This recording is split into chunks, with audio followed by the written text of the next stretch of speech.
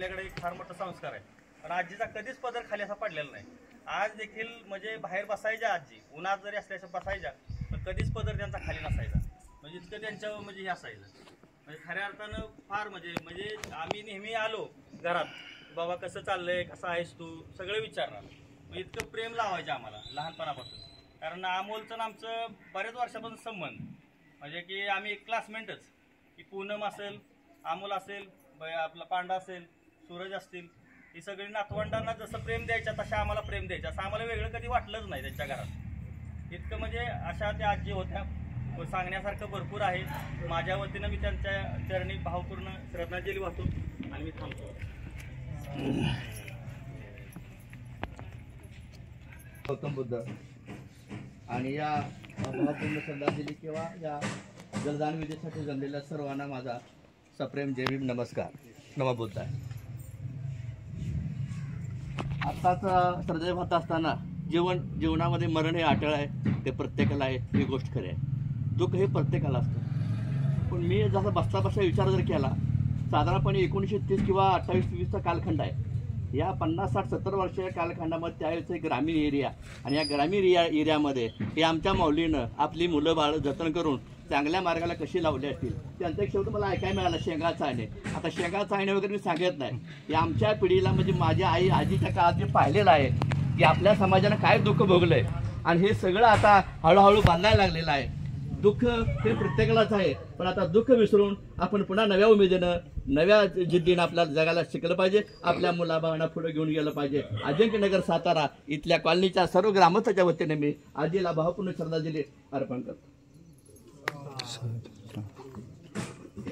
करुणा सागर कथेत भगवान गौतम बुद्ध, भारतरत्न नव्हे तर विश्वरत्न बोधिसत्व डॉक्टर बाबासाहेब आंबेडकर, नुकत्याच कालकथेत झालेल्या आमच्या अनुसाई यांना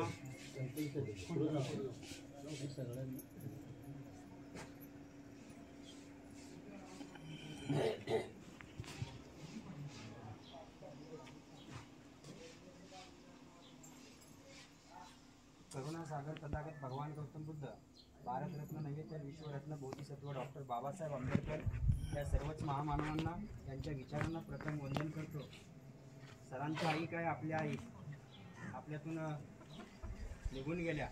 खरं तर मायाळू, दयाळू आणि कणवळ अशा त्रिवेणी संगम असणाऱ्या, ज्यांनी कुडामेडीच्या घरापासून सुरुवात केली आणि डॉक्टर बाबासाहेब आंबेडकरांचे विचार आत्मसात केले. डॉक्टर बाबासाहेब आंबेडकर म्हटले होते, शिका, संघटित व्हा आणि संघर्ष करा. आज संदेश त्यांनी डोळ्यासमोर ठेवून एक आदर्श शिक्षक, एक आदर्श कार्यकर्ता आणि एक आदर्श समाजसेवक घडवण्याचं काम या माऊलीकडून झालं.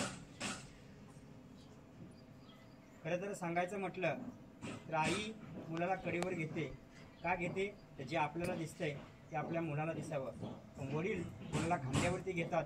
जे आपण पाहिलं नाही ते आपल्या मुलांनी पाहावं. आणि खऱ्या अर्थानं असंच आजचं या कुटुंबात पाहिलं तर गायकवाड सर केंद्रप्रमुखपदी खऱ्या अर्थानं त्यांनी सेवा केली. सांगण्याचं तात्पर्य असं की आपण सर्व मित्रमंडळी असतात, हजारो किलोमीटरवरती मित्रमंडळी तुमची असतात, तुम्हाला फोन करतात. तुम्ही एखाद्या वेळेस तुमची तब्येत बरं नसली, आता गायकवाड सरांची तब्येत आता थोडीशी विचारत असतील लांबून मित्रमंडळी, त्याचं काय बरं आहे का, पण ते झोपी जातील. पण आईच अशी असते की मध्यरात्री उठून दुधाचा ग्लास आणि बिस्किटचा पुडा घेऊन जाते ना, ती आई असते. मध्यरात्री उठून तुमच्या अंगाला हात लावून बघतो ना ताप, तो तुमचा असतो खरा बाप. आणि खऱ्या अर्थानं आजी माऊली आपल्यातून निघून गेली. एक अभिमान पण वाटतोय की सर की या जुन्या असणारी माऊली 95 वर्ष, 1-2 वर्ष नाही, 95 वर्ष माऊलीची आपण सेवा केली. सेवाच करण्याची संधी तुम्हाला मिळाली, हेच खरं आपलं भाग्य आहे. आणि एवढंच या ठिकाणी सांगेन की साहेबांनी आताच सांगितलं की डोक्यावरती पदर वगैरे, ठीक आहे, खरं आहे, डोक्यावरती पदर वगैरे आता फॅशनेप्रमाणे आपण बदलत चाललो. जरी बदलत चाललो असलो परंतु त्या माऊलीचे असणारे अनुभवाने असणारे विचार, या अनुभवाची सिदोरी खऱ्या अर्थाने काही आज पहिला हा गोतावळा तर साहजिक लक्षात येतोय की माणसं कमवली. या माऊलीने माणसं कमवली. माणूस आणि माणसाचे असलेले माणुसकीचे नाते म्हणजेच तथागत गौतम बुद्धाच्या धम्माचा केंद्रबिंदू होय. हा केंद्रबिंदू जाणला आणि आज गोतावळा पाहिला तर साहजिक लक्षात येते ही प्रेम करणारी माऊली होती. आणि त्यामुळेच आपण सर्वजण या उपस्थित झालेला आहात. मी महाराष्ट्र अंधश्रद्धा निर्मूलन समिती संपूर्ण महाराष्ट्रभर कार्यकर्त्यांच्या वतीने मी माझं गाव पाली, माझ्या पाली गावच्या वतीने आणि वैयक्तिक माझ्या धरपडे परिवाराच्या वतीने मी या ठिकाणी श्रद्धेची श्रद्धांजली वाहतो आणि आदराची आदरांजली वाहतो.